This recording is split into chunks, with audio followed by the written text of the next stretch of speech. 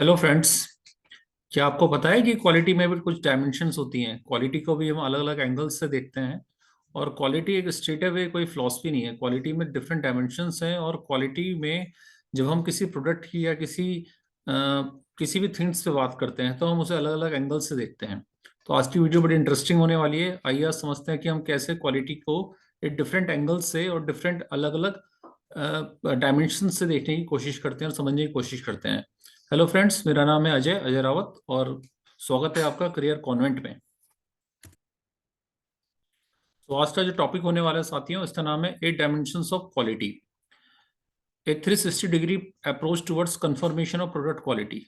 तो जब हम प्रोडक्ट क्वालिटी की बात करते हैं तो हम एक 360 डिग्री अप्रोच की बात करेंगे। आज हम समझेंगे कि किसी प्रोडक्ट को जब हम क्वालिटी के डिफरेंट डायमेंशन से देखने की कोशिश करते हैं तो उसके क्या क्या पहलू हो सकते हैं और हम कितने अलग अलग एंगल से किसी प्रोडक्ट की एक कंफर्मेशन को के बारे में बात कर सकते हैं। तो देखिए, 8 डायमेंशंस ऑफ क्वालिटी क्या क्या हैं? Performance, features, reliability, conformance, durability, serviceability, aesthetics and perceived quality. तो साथियों, डिफरेंट डायमेंशंस है जिसके बारे में आज हम समझेंगे। तो सबसे पहले हम बात करते हैं साथियों परफॉर्मेंस के बारे में। देखिए, परफॉर्मेंस के बारे में यहाँ पे हम आगे स्लाइड्स में इसमें डिटेल में डिस्कस करेंगे। तो जस्ट मैं यहाँ पे बताना चाहता हूँ कि कौन कौन से टॉपिक है जिस पर हम डिस्कस करने वाले हैं। हमने इसमें एक आइडियल मॉडल जो लिया है, हमने व्हीकल को एक अपना सेंटर पॉइंट माना है। और हमारी जितनी भी आज डिस्कशंस होने वाली हैं वो एक व्हीकल के ऊपर या एक कार के ऊपर हम अपनी डिस्कशन करेंगे। तो हम बात करेंगे परफॉर्मेंस के ऊपर, हम बात करेंगे फीचर्स के ऊपर, हम बात करेंगे कार की रिलायबिलिटी के ऊपर, हम बात करेंगे कन्फर्मेंस के ऊपर, हम बात करने वाले हैं ड्यूरेबिलिटी के ऊपर, हम बात करने वाले हैं सर्विसबिलिटी के ऊपर, और हम बात करेंगे एस्थेटिक्स के ऊपर, और हम बात करेंगे परसीव्ड क्वालिटी के ऊपर। तो ये जो टॉपिक्स हैं साथियों, आज हम ये topics performance, features, reliability, conformance, durability, serviceability, aesthetics और परसीव्ड क्वालिटी, ये टॉपिक आज हमारे हैं जिनको आज हम डिस्कस करने वाले हैं। और डिटेल में आज हम इनको टॉपिक्स को समझेंगे। साथियों, सबसे पहले बात करते हैं परफॉर्मेंस की। तो देखिए, परफॉर्मेंस की जब हम बात करते हैं, मैं यहाँ पे आपके लिए डेफिनेशन पढ़ देता हूँ परफॉर्मेंस क्या चीज होती है। देखिए, performance refers to a product primary operating characteristics. हम ऑटोमोबाइल की बात करते हैं। For an automobile, performance would include traits like acceleration, handling, traits and comfort. तो परफॉर्मेंस की जब हम बात करेंगे तो हमने अपना सेंट्रल मॉडल एक कार को लिया है, तो हमारी जो डिस्कशन होने वाली है वो एक कार पे या एक व्हीकल पे होने वाली है। तो देखिए, परफॉर्मेंस की जब बात करते हैं तो परफॉर्मेंस में एक, अगर हम व्हीकल की बात करेंगे तो व्हीकल में आपके हिसाब से एक परफॉर्मेंस क्या होनी चाहिए? आप बात करेंगे acceleration, one of the criteria, handling one of the criteria, cruising speed one of the criteria and comfort, that is one of the criteria. आपको क्या लगता है, केवल यही क्राइटेरिया है?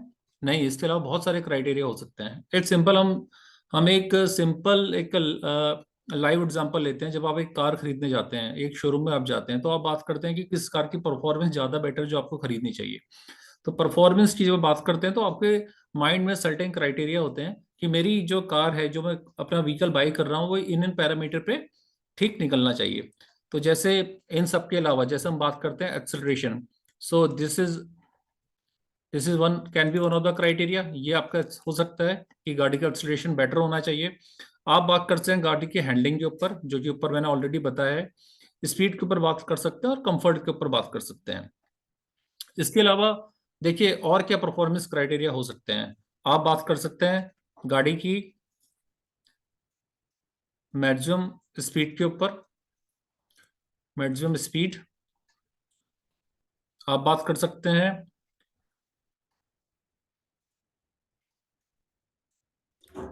Maximum climbing angle.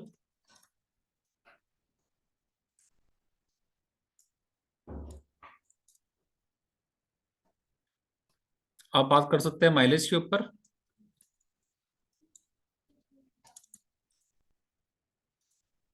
और आप बात कर सकते हैं फ्यूल कंजम्पशन के ऊपर।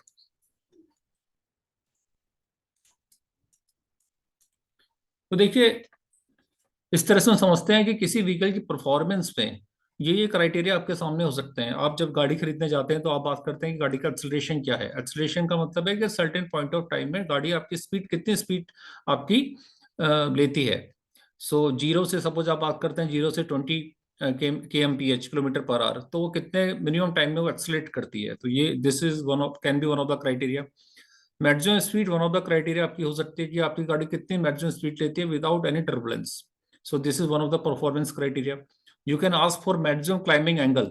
Maximum climbing angle ये क्राइटेरिया होता है कि आपकी गाड़ी कितने मैक्सिमम एंगल पे, क्लाइंबिंग एंगल पे चढ़ सकती है। तो ये आपके परफॉर्मेंस क्राइटेरिया यहाँ पे हो सकता है। माइलेज, माइलेज हम सबको ही मालूम है, mileage one of the important factor जो कि हमारी जेब पे भी फर्क डालता है। तो mileage, you can ask for mileage की गाड़ी का माइलेज पॉइंट ऑफ से क्या परफॉर्मेंस है।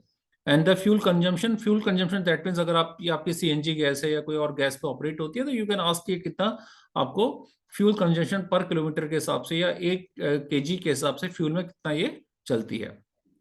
तो देखिए, हमने इतने सारे अलग तरह के परफॉर्मेंस एंगल पढ़े, राइट। तो हम समझ सकते हैं कि परफॉर्मेंस, हम कार की बात करते हैं तो कार में ये आपके परफॉर्मेंस क्राइटेरिया हो सकते हैं। और आप जिस भी इंडस्ट्री में हैं, आई एम नॉट सेइंग कि you are related to any vehicle industry, अगर आप जिस भी इंडस्ट्री में हैं, आप उस इंडस्ट्री में अपने प्रोडक्ट को लेके डिफरेंट परफॉर्मेंस क्राइटेरिया पे चेक कर सकते हैं। तो performance is one of the important criteria for quality and this is the first dimension of quality. तो जब हम क्वालिटी की बात करेंगे तो हम प्रोडक्ट को पहले परफॉर्मेंस एंगल से चेक करेंगे। और देखिए, परफॉर्मेंस में बहुत क्लियर है, हम बात कर रहे हैं प्राइमरी ऑपरेटिंग कैरेक्टरिस्टिक की। सो इट मीन्स प्राइमरी है तो सेकेंडरी भी होगा।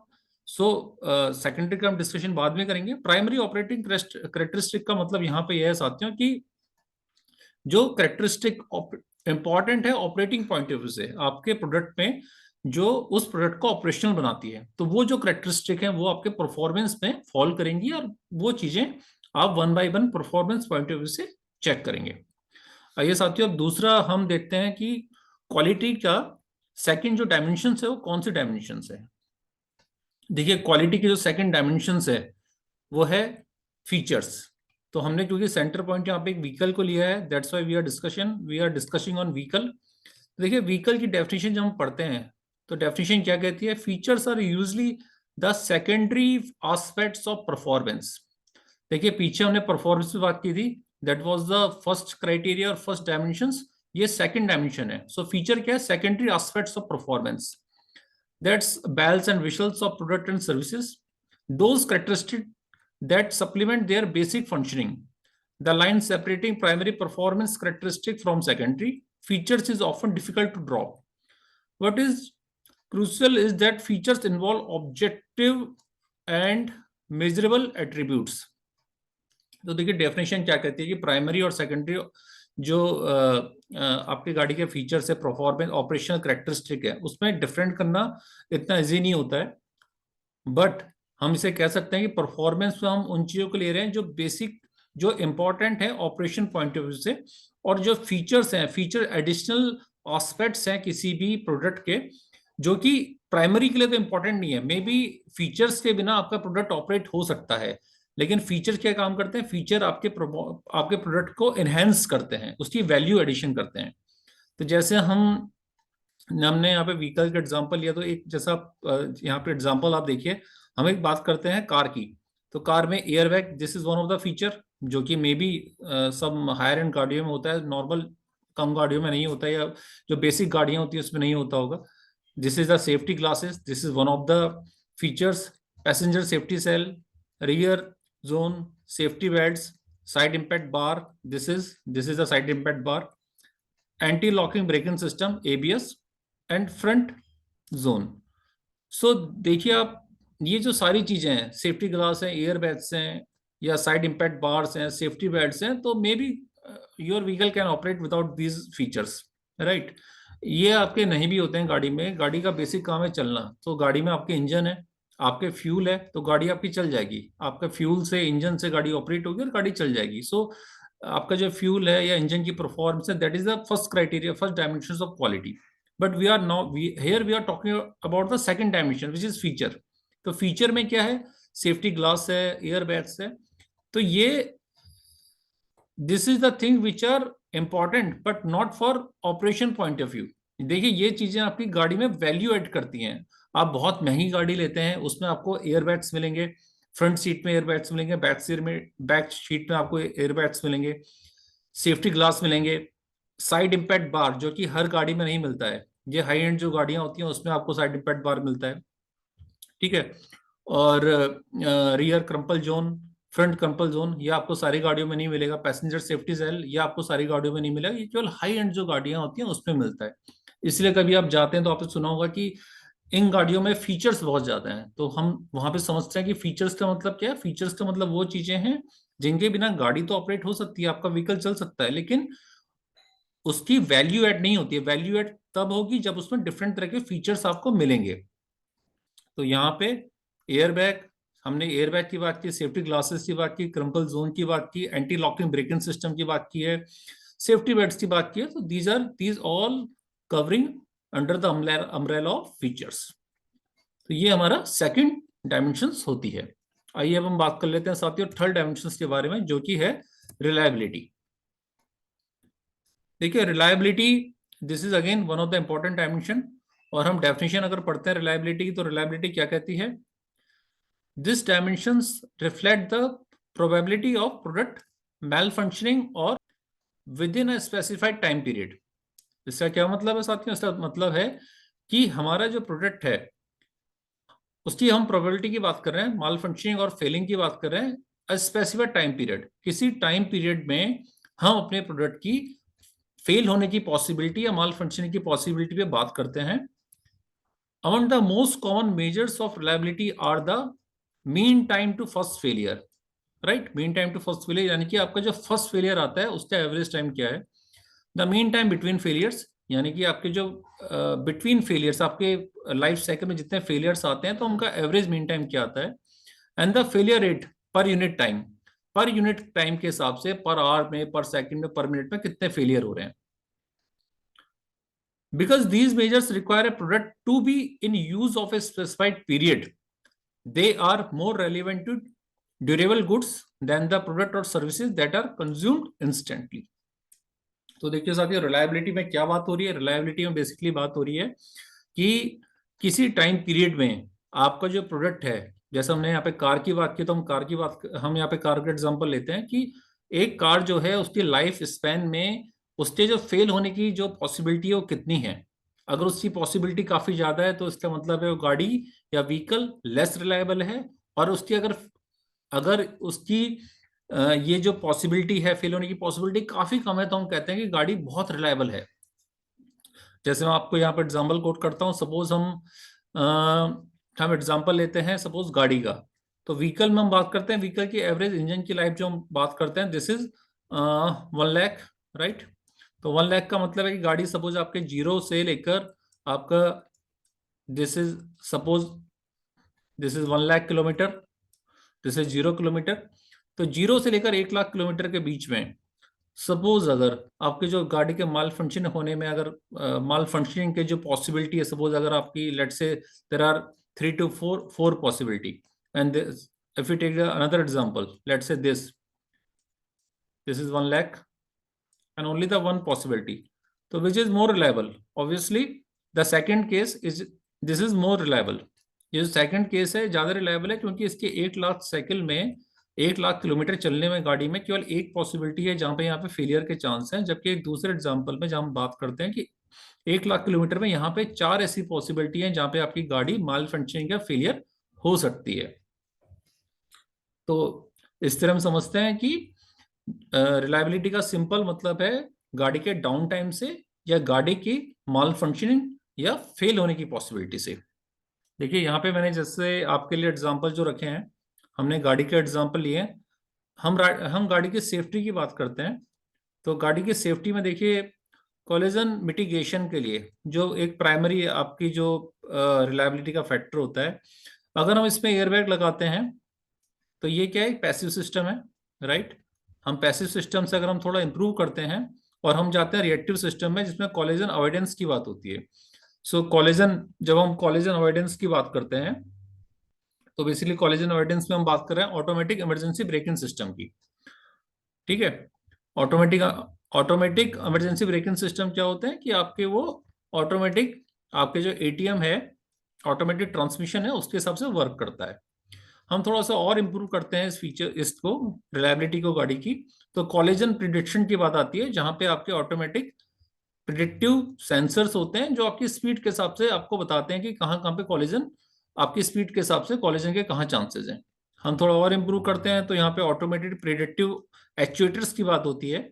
और इम्प्रूव करते हैं तो सेल्फ ड्राइविंग कार्स की बात होती है। जो सेल्फ ड्राइविंग कार्स होती हैं इसमें डिफरेंट सेंसर्स होते हैं, और डिफरेंट सेंसर्स की हेल्प से, ऑलमोस्ट मैं इंडिया की बात नहीं करूंगा, लेकिन अगर हम यूरोप या किसी अदर कंट्री की बात करते हैं तो जो एक्सीडेंट्स की पॉसिबिलिटी है वो काफी कम होती है। तो यहाँ आपने डिफरेंट एस्पेक्ट्स देखे हैं यहाँ पे कि किस तरह यहाँ पे जो गाड़ी की रिलायबिलिटी है इन टर्म्स ऑफ सेफ्टी वो इम्प्रूव होती जा रही है। So this is very good example in terms of reliability.